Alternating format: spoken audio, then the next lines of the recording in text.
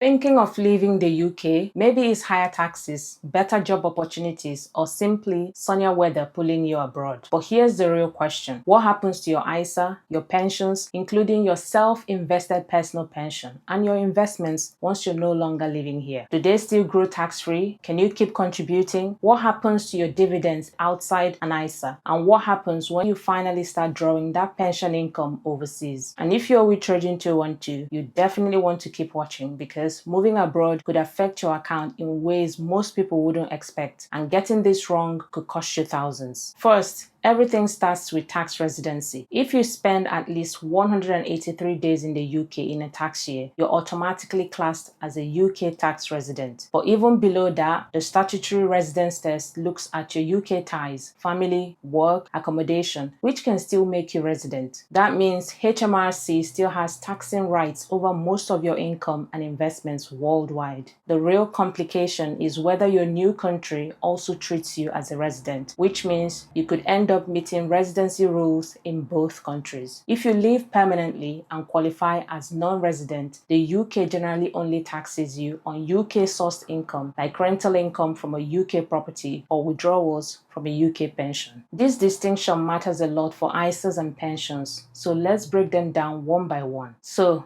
let's start with the UK's favorite tax wrapper, the ISA. Here's the good news. If you move abroad, you don't lose your ISA. It stays intact, and any growth inside it remains tax-free in the UK. You can even switch providers or transfer your ISA between providers while overseas. But here's the catch. Once you're no longer a UK resident, you must tell your ISA provider, and this means you generally cannot contribute to an ISA anymore. The only exception is if you're a Crown employee working abroad or their spouse. And just because the UK doesn't tax your ISA doesn't mean your new country will treat it the same way. Many countries like the US, Canada, and Australia don't recognize the ISA's special tax status. That means dividends, interest, and gains inside your ISA could still be taxed locally. And the same goes for withdrawals from your ISA. Your new country may treat those withdrawals as taxable income. On the other hand, if you move somewhere with little or no income tax like Dubai, then even though ISAs aren't officially recognized, your gains may face little or no local tax. One more thing to watch out for. Not all ISA providers handle expats the same way. Some platforms may still allow you to access and manage your ISA from abroad. Others, like Trading 212, might restrict or even close your account if you move to a country where they don't operate. So it's worth checking your provider's policy before you relocate. So, bottom line, your ISA remains tax-free under UK rules, but two things matter once you move abroad. First, whether your new country decides to tax it, and second, whether your provider will still let you manage it from overseas. Next, let's talk about the state pension. If you've paid at least 10 qualifying years of national insurance, you are entitled to the UK state pension, even if you live abroad. You claim it through the International Pension Centre, and it can be paid directly into your overseas or UK bank account. But there are two key things to keep in mind. One,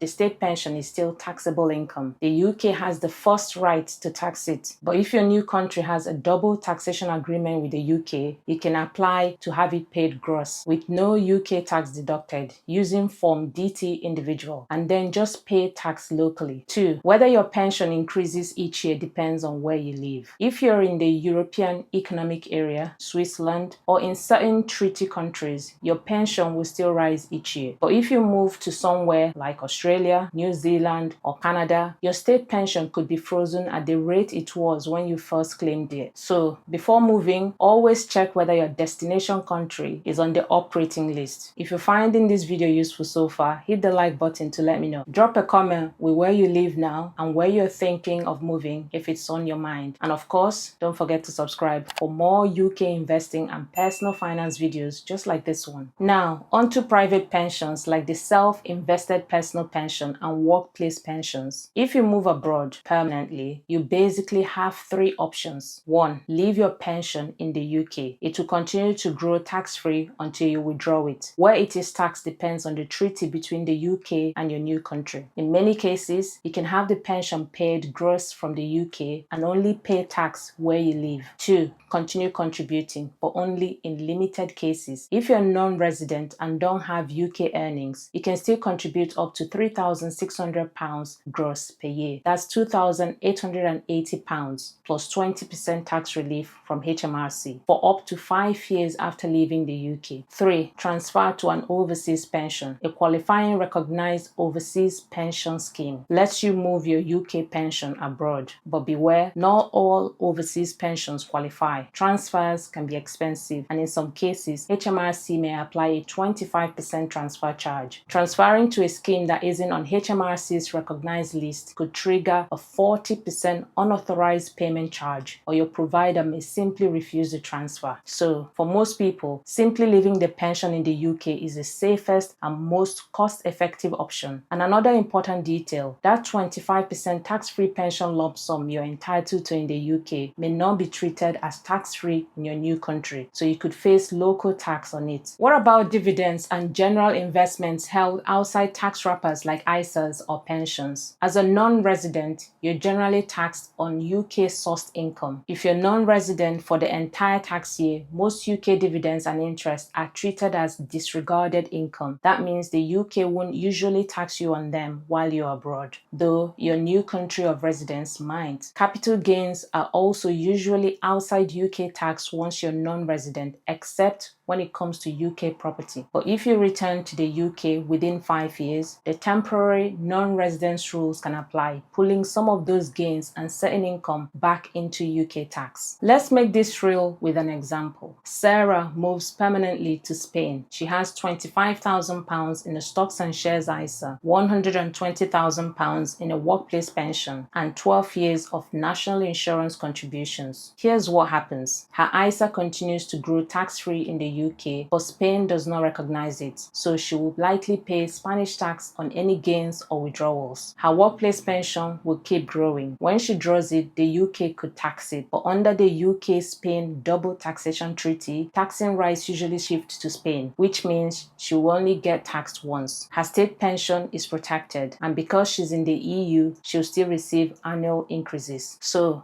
her wealth is safe, but she loses some of the UK's tax-free advantages once she's settled in Spain. So, what's the big takeaway? Your ISA and pensions don't vanish when you move abroad. They remain in place. ISAs stay tax-free in the UK, but may be taxed in your new country, and you generally cannot contribute to your ISA anymore. Pensions keep growing tax-free, but contribution limits and withdrawal taxation depend on your residency and local treaties. And your state pension, still payable, but operating depends entirely on where you live. The key is planning ahead, checking double taxation treaties, and getting advice before you pack your bags. If you found this breakdown useful, don't forget to hit that like button. It really helps the channel grow, and subscribe for more investing and personal finance content just like this. Thanks for watching, and I'll see you in the next one.